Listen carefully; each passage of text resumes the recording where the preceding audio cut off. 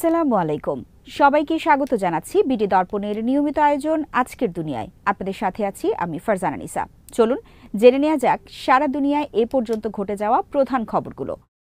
লোহিত সাগরে থাকা যুক্তরাষ্ট্রের বিমান বাহিনী রণতরী ইউএসএস ট্রুম্যান লক্ষ্য করে মিসাইল ও ড্রোন হামলা করেছে ইয়েমেনের হুথি আনসারুল্লাহ গ্রুপ।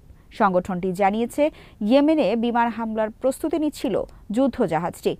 আনসারুল্লাহ বলেছে, গাজার মানুষের প্রতি সংহতি ও পবিত্র যুদ্ধের অংশ হিসেবে মার্কিন নৌবহর লক্ষ্য করে এই হামলা চালানো হয়। হামলায় ক্রুজ মিসাইল ও ড্রোন ব্যবহার করা হয়েছে। হুথি সংগঠনটির এক বিবৃতিতে বলা হয়েছে, গুরুত্বপূর্ণ একটি অভিযানে ইয়েমেনি সশস্ত্র বাহিনীর ড্রোন ও মিসাইল ফোর্স উত্তর লোহিত সাগরে American aircraft carrier USS Harry ট্রুম্যানের ওপর হামলা চালিয়েছে। হামলায় 2টি ক্রুজ মিসাইল ও 4টি ড্রোন ব্যবহার করা হয় বলে জানিয়েছে গোষ্ঠীটি। এছাড়া হুথি আনসার আল্লাহ ড্রোন ফোর্স এদিন ইসরায়েলের ইয়াফা ও আশকালান শহরে হামলা চালিয়েছে। হামলায় আত্মঘাতী ড্রোন ব্যবহার করা হয়।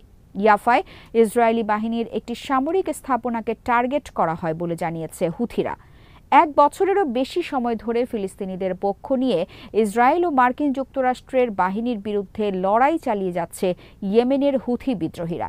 তারা প্রায় নিয়মিতই এই ধরনের হামলা চালায়। এদিকে গাজা উপত্যকার প্রতিরোধ সংগঠনগুলো তাদের লড়াই অব্যাহত রেখেছে। হামাসের সামরিক শাখা আল কাসসাম ব্রিগেড জানিয়েছে, তাদের যোদ্ধারা জাবালিয়া ক্যাম্পের পশ্চিম দিকের শিফতাবি স্টেশন এলাকায় উচ্চ মাত্রার বিস্ফোরক দিয়ে 2টি মার্কাভা ট্যাঙ্কের ওপর হামলা চালিয়েছে। উপত্যকার আরেক প্রতিরোধ সংগঠন আল কুদস ব্রিগেডস জানিয়েছে, গাজা এনভেলপ এলাকার সেদ্রত বসতিতে রকেট হামলা চালিয়েছে তাদের যোদ্ধারা।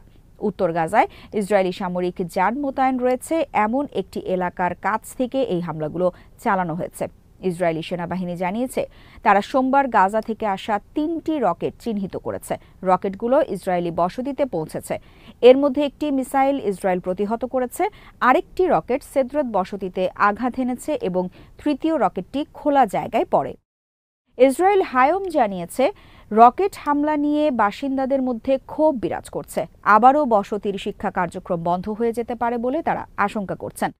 এদিন উত্তর গাজায় 2 সেনার মৃত্যুর কথা স্বীকার করেছে ইসরায়েলি প্রতিরক্ষা বাহিনী। টাইমস অফ ইসরায়েলের খবরে বলা হয়েছে, উত্তর গাজায় যুদ্ধ করতে গিয়ে 2 সেনার মৃত্যু হয়েছে বলে জানিয়েছে প্রতিরক্ষা বাহিনী। এছাড়া 2 জন সেনা গুরুতর আহত হয়েছে। নিহতদের মধ্যে একজন ক্যাপ্টেন পদমর্যাদার অফিসার, যিনি ডেপুটি কোম্পানি কমান্ডার হিসেবে নিয়োজিত ছিলেন। অপর সেনার পরিচয় প্রকাশ করা হয়নি।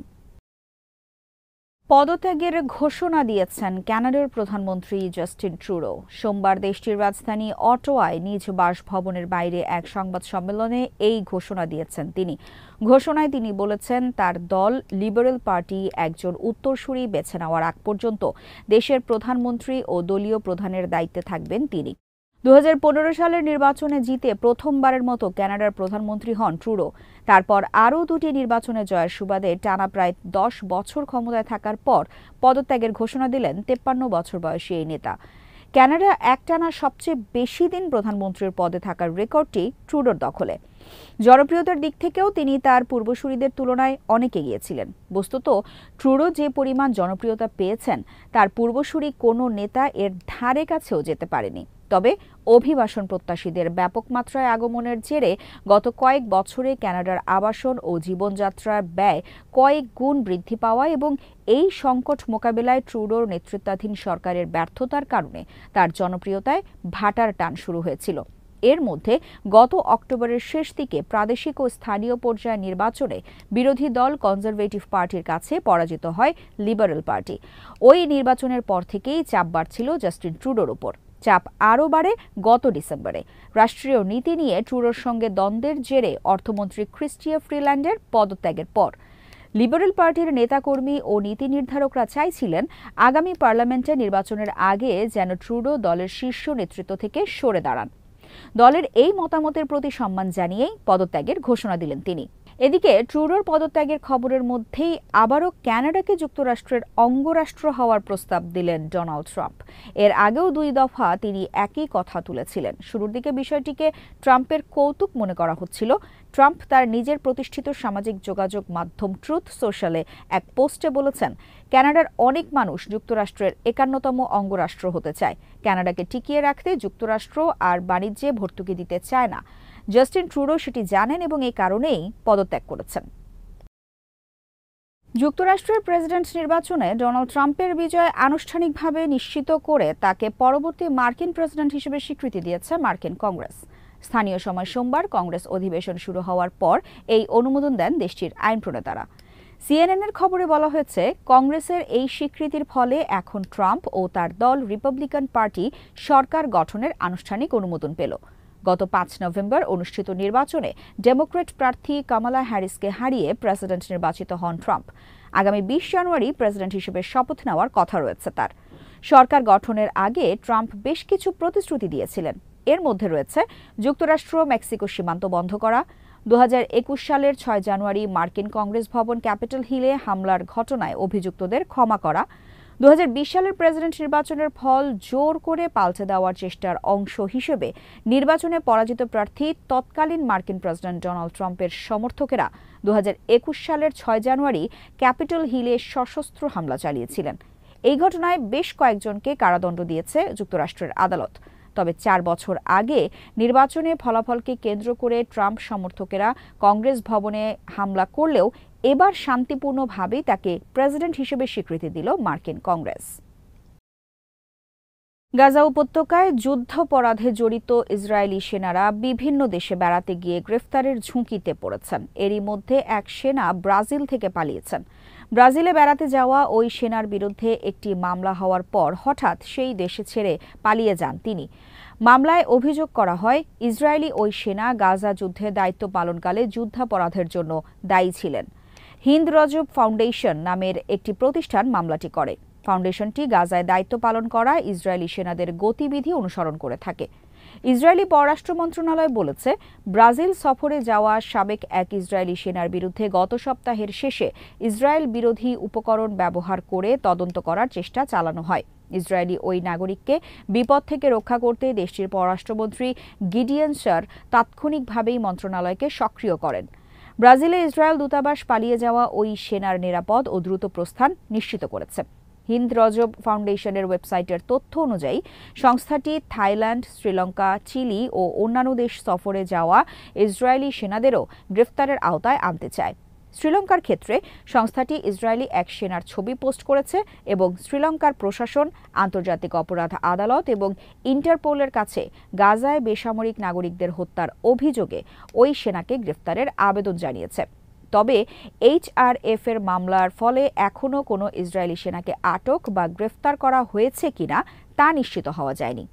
ব্রাজিলে ওই সেনার বিরুদ্ধে মামলা দায়েরের পর ইসরায়েলের রাজনৈতিক অসন্তোষ দেখা দিয়েছে। দেশটির বিরোধী দলীয় নেতা ইয়ার লাপিদ বলেছেন, গাজায় যুদ্ধ করার অভিযোগে গ্রেফতার এড়াতে মাঝরাতে ব্রাজিল থেকে পালিয়েছেন ইসরায়েলের এক সেনা। বিষয়টি ইসরায়েল সরকারের জন্য স্মরণকালের রাজনৈতিক ব্যর্থতা। সহজ কথায়, এই সরকার তাদের সক্ষমতা হারিয়েছে। ভারতের ছত্তিশগড় রাজ্যের বিজাপুর জেলায় মাওবাদীদের পুঁতে রাখা বোমার বিস্ফোরণে 8 নিরাপত্তারক্ষী এবং একজন চালক নিহত হয়েছেন। একটি গাড়িতে করে একটি অভিযান থেকে ফিরছিলেন তারা। এর আগে একই দিন ছত্তিশগড়ের আবুজমার অঞ্চলে নিরাপত্তা বাহিনীর একটি অভিযানে 5 জন মাওবাদী নিহত হয়, যাদের মধ্যে 2 জন নারী ছিলেন। অভিযানে AK-47 ও সেলফ লোডিং রাইফেলস সহ স্বয়ংক্রিয় অস্ত্র উদ্ধার করা হয়েছে। ওই অভিযান শেষে ফেরার পথে মাওবাদীরা নিরাপত্তারক্ষীদের লক্ষ্য করে এই হামলা চালায়। নিহত 8 নিরাপত্তারক্ষী জেলা রিজার্ভ গার্ডের সদস্য ছিলেন। মাওবাদী দমন অভিযানের জন্য বিশেষভাবে গঠিত এই ইউনিট রাজ্যের নিরাপত্তা ব্যবস্থার মূল স্তম্ভ। বিস্ফোরণের তীব্রতা এতটাই ছিল যে ঘটনাস্থলে বিশাল এক গর্ত সৃষ্টি হয়েছে। কর্মকর্তারা জানিয়েছে, ঘটনার পরপরই এলাকাটিতে অতিরিক্ত ফোর্স পাঠানো হয়েছে এবং তারা যৌথ অভিযান শুরু করেছে। মাওবাদী অধ্যুষিত ছত্তিশগড়ের নিরাপত্তা বাহিনী সম্প্রতি উল্লেখযোগ্য অগ্রগতি অর্জন করেছে বলে দাবি করা হয়। এই অঞ্চলে বিদ্রোহীদের কোণঠাসা করার প্রক্রিয়া চলমান। তবে এই হামলাকে বিদ্রোহীদের মরিয়া প্রতিক্রিয়া হিসেবে দেখা হচ্ছে। বিজেপি এমপি মহেশ কাশ্যপ এই হামলাকে ভীরুতাপূর্ণ বলে আখ্যায়িত করেছেন। তিনি বলেন, আমাদের জওয়ানরা মাওবাদীদের নির্মূল করছে, তাই তারা হতাশ হয়ে এই দুঃখজনক হামলা চালিয়েছে। এদিকে ভারতের বেশ কয়েকটি রাজ্যে শনাক্ত হয়েছে HMPV। চীনে ছড়িয়ে পড়া নতুন এই ভাইরাসের খোঁজ মিলেছে দেশটিতে। সোমবার ভারতে HMPV ভাইরাসে আক্রান্ত বেশ কয়েকটি শিশুর খোঁজ পাওয়া গেছে। কর্ণাটক, তামিলনাড়ু ও গুজরাটে HMPV-তে আক্রান্ত 5 শিশুর খোঁজ পাওয়া গেছে। কলকাতায় একটি বেসরকারি হাসপাতালেও এক শিশুর শরীরে শনাক্ত হয় এই ভাইরাস। এই ঘটনায় দেশটির কেন্দ্রীয় স্বাস্থ্যমন্ত্রী জেপি নাড্ডা বলেছেন, সরকার পরিস্থিতি নিবিড়ভাবে পর্যবেক্ষণ করছে এবং উদ্বেগের কোনো কারণ নেই। কর্ণাটক, গুজরাট এবং মহারাষ্ট্র সরকার সহ ভারতের বিভিন্ন রাজ্যে সতর্কতা জারি করেছে এবং জনগণকে আশ্বস্ত করে বলেছে, শঙ্কার কোনো কারণ নেই। আজ এখানেই শেষ করছি। সবাই ভালো থাকুন, সুস্থ থাকুন আর দেখতে থাকুন বিডি দর্পণ। চ্যানেলটি ভালো লাগলে সাবস্ক্রাইব করুন, সংযুক্ত থাকুন আমাদের ফেসবুক পেজে। আল্লাহ হাফেজ।